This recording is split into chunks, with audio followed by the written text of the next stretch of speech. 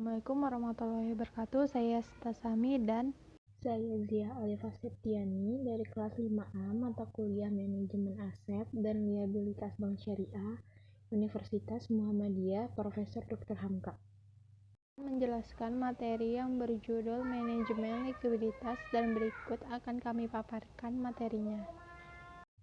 Manajemen likuiditas bank dapat diartikan sebagai suatu proses pengendalian dari alat-alat likuid yang mudah ditunaikan, guna memenuhi kewajiban bank yang harus dibayar.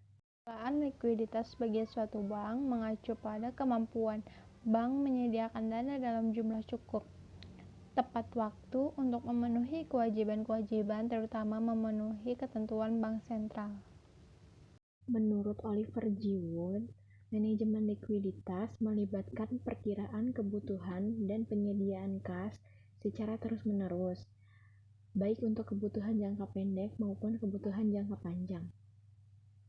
Dua Nebigrade manajemen likuiditas melibatkan perkiraan permintaan dana oleh masyarakat dan menyediakan cadangan untuk memenuhi semua kebutuhan. Kemudian ada beberapa fungsi likuiditas secara umum. Yang pertama, menjalankan transaksi bisnisnya sehari-hari. Yang kedua, mengatasi kebutuhan dana yang mendesak.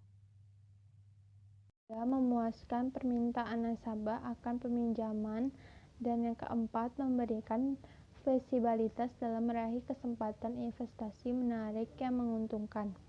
Selanjutnya, terdapat risiko likuiditas. Risiko likuiditas adalah risiko terjadinya kerugian yang merupakan akibat adanya kesengajaan antara sumber pendanaan yang pada umumnya berjangka pendek dan aktiva yang pada umumnya berjangka panjang.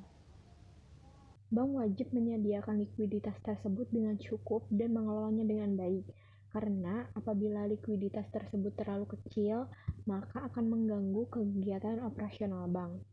Namun, likuiditas juga tidak boleh terlalu besar, karena apabila jumlah likuiditas terlalu besar, maka akan menurunkan efisiensi bank, sehingga berdampak pada rendahnya tingkat profitabilitas.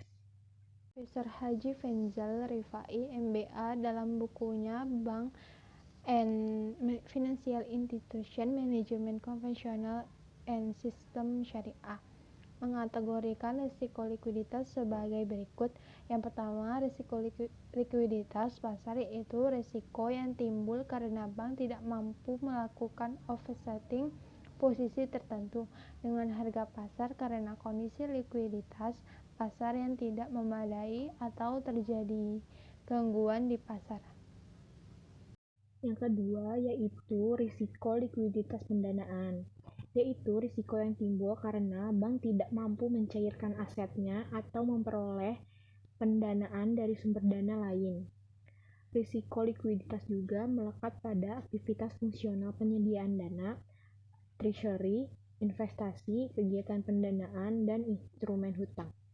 Perbankan syariah juga terdapat kendala dalam pengelolaan likuiditasnya. Adapun kendala tersebut antara lain yaitu yang pertama, kurangnya akses untuk memperoleh pendanaan jangka pendek.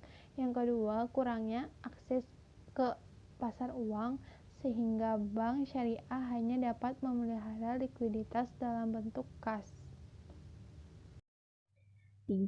Kendala operasional. Kesulitan dalam mengendalikan likuiditasnya secara efisien. Sebagai contoh, tidak tersedianya kesempatan investasi segera atas dana-dana yang diterimanya. Kesulitan mencairkan dana investasi yang sedang berjalan, sehingga bank-bank Islam menahan alat likuidnya dalam jumlah besar.